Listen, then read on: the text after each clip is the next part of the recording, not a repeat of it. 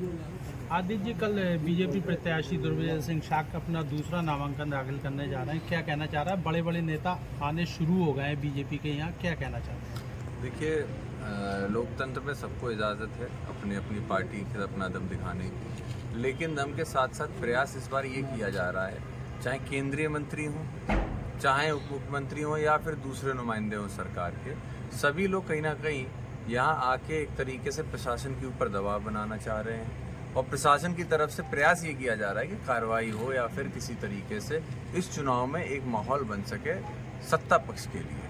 तो ये लगातार प्रयास उनका यही है। जो नॉमिनेशन भी हो रहा है इसमें भी कहीं ना कहीं मंशा इन लोगों की यही है कि किसी तरीके से आने वाले समय में जो चुनाव के जो आने वाले दिन होंगे उसमें प्रशासन के ऊपर एक दबाव मजबूती से ये लोग बना सके, इसीलिए ऐसा हो रहा है। आपने लगातार चाचा जी ने भी शिकायत करी थी प्रशासन से, क्या कार्रवाई हुई, उस पर कुछ एक्शन लिया गया आपकी शिकायत पर? देखिए, हम लोगों ने चुनाव आयोग से शिकायत की थी और शिकायत हम लोग की जायज़ थी। जितनी भी घटनाएं थी उसको भी लेके की थी। और आज भी एक बड़ी घटना हुई बिसौली में, जहाँ पे थाने में लड़कों को जबरन पुलिस प्रशासन ने दबाव बना के बंद करने का प्रयास किया।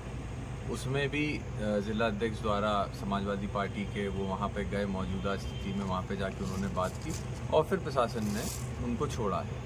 तो आज स्थिति ये है कि लगातार विपक्ष के ऊपर जहाँ संसद में भी आवाज़ को दबाने का काम हो रहा है, तो आज इस लोकतंत्र में संसद के बाहर भी क्षेत्रों के अंदर लोगों की विपक्ष की आवाज़ को दबाने का काम हो रहा है। आपको छोटी छोटी नुक्कड़ सभाओं की भी परमिशन लेनी पड़ रही है, अभी आप बता रहे थे, लेकिन सत्ताधारियों को नहीं लेनी। क्या है ये पूरा मामला? देखिए, ये तो हम लोग हर मीटिंग में बात कहते हैं कि आज लोकतंत्र को पूरी तरीके से नष्ट करने का प्रयास किया जा रहा है। सारे रूल, सारी रेगुलेशंस सिर्फ विपक्ष के ऊपर है, सत्ता पक्ष के ऊपर कुछ नहीं है। सत्ता पक्ष चाहे तो हज़ारों गाड़ियों का रोड शो कर सकता है बिना परमिशन के।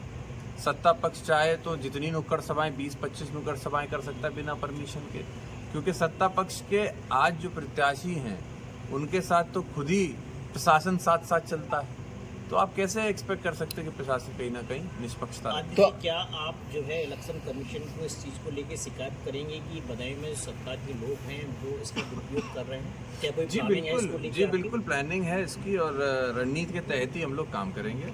अभी मैं उसके ऊपर ज़्यादा नहीं बोल सकता हूँ, लेकिन आपको निश्चित ही आने वाले 1-2 दिन के अंदर आपको इसके ऊपर क्या रणनीति है और क्या हम लोग कार्रवाई करने जा रहे हैं पार्टी की तरफ से भी और एज अ प्रत्याशी भी, ये दोनों चीज़ों का आपको हम इत्तला करेंगे, खबर देंगे। आपको लगता है कि आशंका है आपको कि प्रशासन जो है गड़बड़ कर सकता है आने वाले चुनाव में?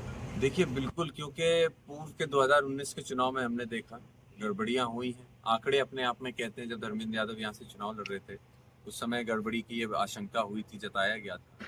तो निश्चित ही देखिए, प्रशासन जानता है बदायूं के अंदर इस बार जो माहौल है वो माहौल समाजवादी पार्टी के पक्ष में है। ये जनता कह रही है, सभी समाज के लोग कह रहे हैं। तो निश्चित ही प्रशासन अपनी तरफ से रणनीति बना रहा है। जो सरकार है वो अपनी रणनीति प्रशासन को दबाव दे के अपनी मनमानी कराना चाहती है। तो निश्चित ही हमें लगता है कि हम सभी को, समाजवादी पार्टी के सभी कार्यकर्ताओं से मैं बस इतना अनुरोध करूंगा, कहीं भी हम लोगों को प्रयास ये करना है कि शांति से अपना हम लोग काम करें, लोकतंत्र पे विश्वास रखें। और लोकतंत्र में अपनी सबसे बड़ी ताकत है हमारा मत, हमारा वोट करके हम लोग जवाब देंगे। बाकी मैं समझता हूँ आदित्य, लगातार ईवीएम पे आपकी पार्टी की तरफ से निशाना साधा गया कि ईवीएम में कहीं ना कहीं गड़बड़ी, तो क्या लगता है इस बार भी ऐसा होगा? देखिए, मैंने आपसे पहले भी कहा कि हमें चौकन्ना रहने की ज़रूरत है। गड़बड़ियाँ कहीं भी हो सकती हैं और गड़बड़ियाँ पूर्व में भी हुई हैं।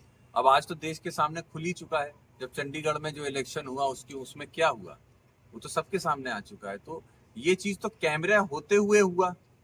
अब आप समझ लीजिए, जहाँ कैमरे नहीं है, जिन स्ट्रॉन्ग रूम को बंद कर दिया गया, सील कर दिया गया, उसमें क्या हो रहा क्या नहीं हो रहा किसी को नहीं पता। तो हम लोगों को चौकन्ना रहना होगा और समाजवादी पार्टी का कार्यकर्ता बूथ से लेके हर स्तर पर हम लोग चौकन्ने हैं और निश्चित ही हम लोग इस चुनाव में पूरी सतर्कता से काम करने वाले हैं। आदित्य भाई, क्या आपको लगता है कि भारतीय जनता पार्टी जो है मुद्दे की बात नहीं कर रही है और भ्रमित करने का काम कर रही है लोकसभा चुनाव में?